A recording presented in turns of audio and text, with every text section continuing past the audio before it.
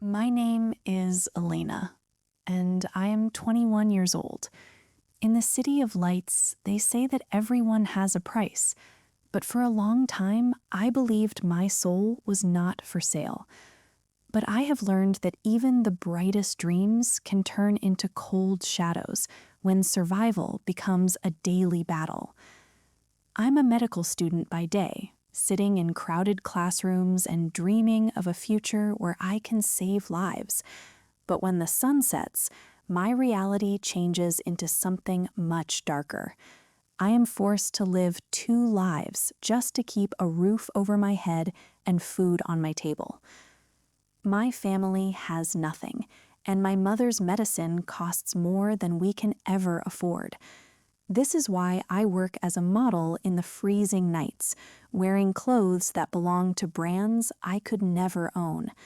I smile for the cameras, but behind that smile, my heart is heavy with worry. Modeling is not the glamorous dream people think it is. It is a world of fake laughter and exhausting pressure. Tonight, my feet are bleeding inside 6-inch heels, and I haven't eaten a real meal in days. I am surrounded by luxury, yet I have never felt more alone or more poor. The fashion world was celebrating a massive new collection at a grand party. The room was filled with the scent of expensive perfume and the clinking of champagne glasses. I stood in a silk dress, feeling like a ghost in a room of statues, wondering how I would pay my rent next week. Suddenly, the music seemed to fade away as a powerful presence entered the room. It was Gordon Blackwood, a man of 57 years and the king of the fashion industry. He didn't just own companies, he owned people. His hair was silver, and his suit was worth more than my entire life.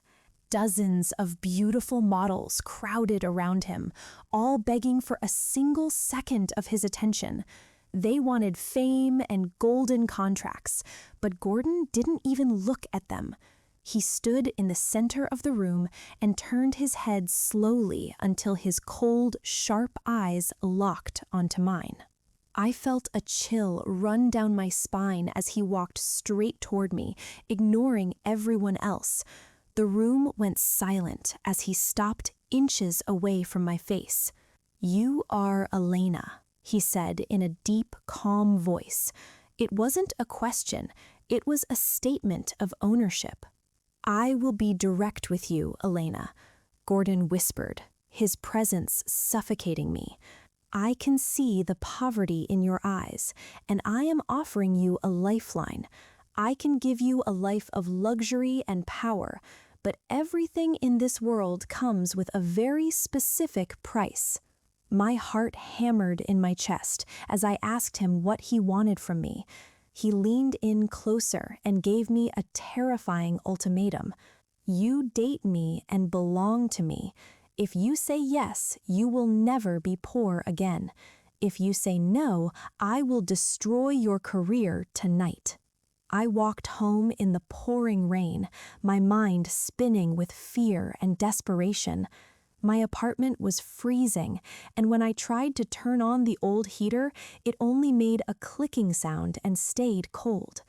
I sat on my bed, looking at the pile of unpaid bills on my desk. I spent the entire night staring at the ceiling, weighing my dignity against my survival.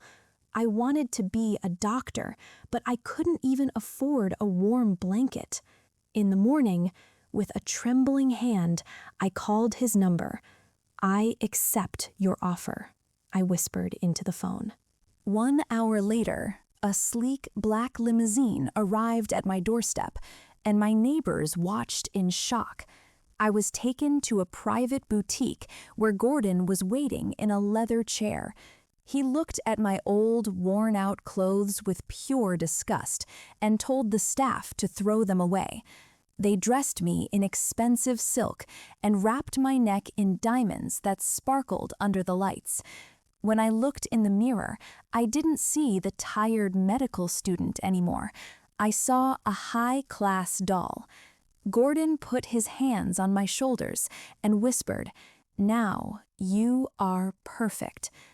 The next few weeks were a blur of private jets, five-star hotels, and endless luxury. Gordon was surprisingly attentive, opening car doors for me and buying me rare flowers every morning.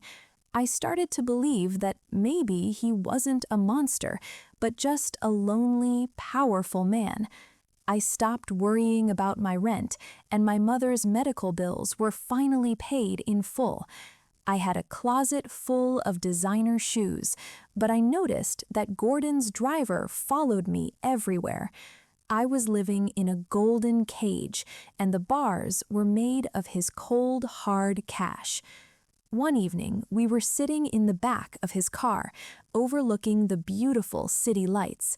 The atmosphere was soft and romantic, and for a moment, I let my guard down. Gordon took my hand and told me I was different from anyone he had ever met before. I felt a rush of emotion and decided it was time to be completely honest with him. I wanted a real connection, not just a business deal built on money. "Gordon, there is something I have to tell you," I whispered, my heart beating fast with a mix of fear and hope.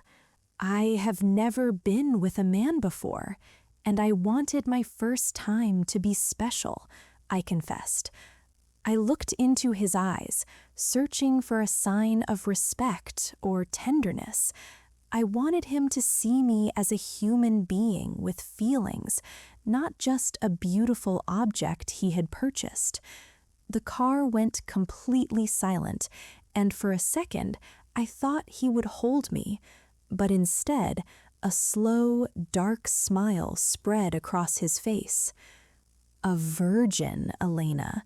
That makes you priceless," he whispered hungrily. "I will take very good care of you tonight, I promise," Gordon said as he drove us to the best hotel.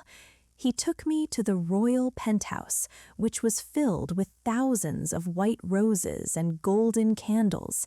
I felt like a queen in a fairy tale, unaware of the nightmare coming. He poured me wine and listened intently as I talked about my dreams of opening a clinic for the poor. He seemed so interested and kind that I finally believed I had found a protector. That night, I gave him everything, thinking it was the start of a beautiful love story. But the morning brought a cold, harsh light that shattered all my illusions. I woke up expecting a warm embrace, but the other side of the bed was already empty and cold. I sat up and saw Gordon across the room, fully dressed in his sharp black suit. He was checking his watch and looking at his phone, already moving on to his next business meeting. "Gordon?" I whispered, my voice thick with sleep and confusion. He didn't even turn his head to look at me. His eyes were once again as cold as the winter air. "You should get dressed, Elena. The driver is waiting downstairs to take you back to your apartment," he said. His voice was like a bucket of ice water over my soul. I realized then that the roses and the kindness were all part of a calculated performance. Gordon walked to the nightstand and dropped a thick stack of $100 bills with a loud thud. "This is for your time, Elena. The deal is finished." I felt a wave of nausea hit me so hard I thought I would collapse right there on the floor. I wasn't his partner or his girlfriend. I was just a transaction he had successfully completed.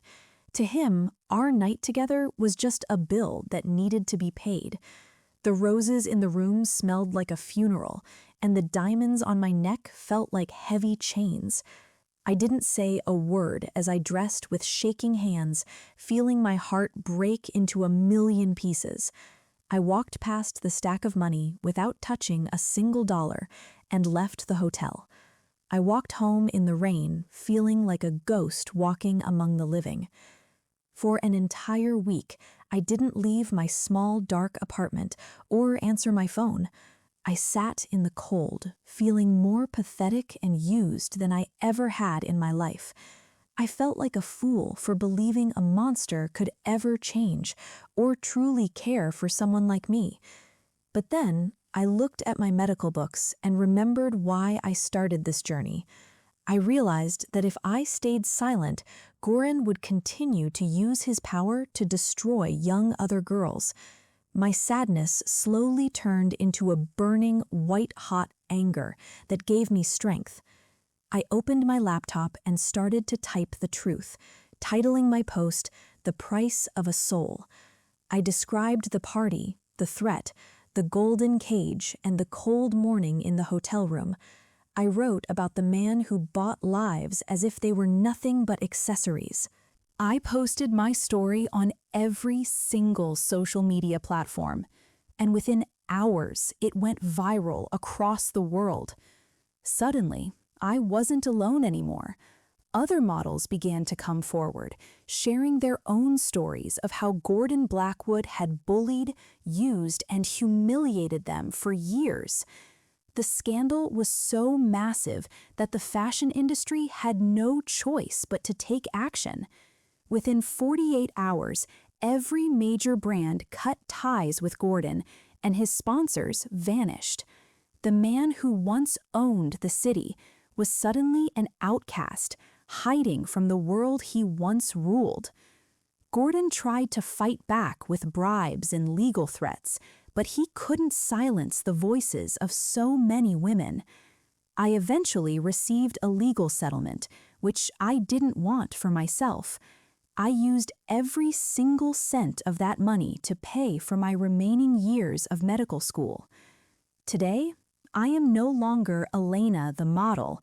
I am Elena the doctor. I don't wear silk or diamonds, and I don't care about fame. I wear a white coat and spend my days saving lives. I am still poor, but when I look in the mirror, I finally see a woman I can be proud of. I learned that the truth is more powerful than any bank account, and that dignity cannot be bought. Gordon tried to buy my soul, but in the end, he only bought his own destruction. I am free, I am strong, and I will never let anyone make me a victim again. Thank you for joining me on Elena's journey from a broken model to a powerful doctor. If this story touched your soul and reminded you that your voice is your greatest power, please like, share, and subscribe to our channel. Until next time, stay strong. Goodbye.